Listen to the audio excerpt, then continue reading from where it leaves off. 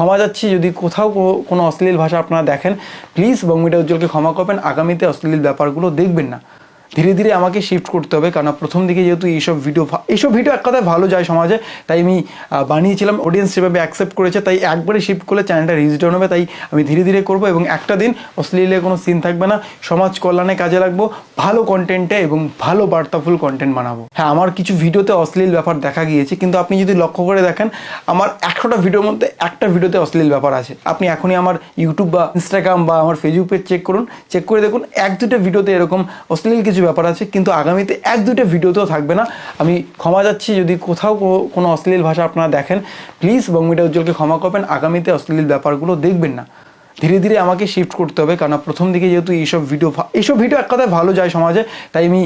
বানিয়েছিলাম, অডিয়েন্স সেভাবে অ্যাকসেপ্ট করেছে, তাই একবারে শিফট করলে চ্যানেলটা রিচ ডাউন হবে, তাই আমি ধীরে ধীরে করবো এবং একটা দিন অশ্লীলের কোনো সিন থাকবে না, সমাজ কল্যাণে কাজে লাগবো, ভালো কন্টেন্টে এবং ভালো বার্তাফুল কন্টেন্ট বানাবো।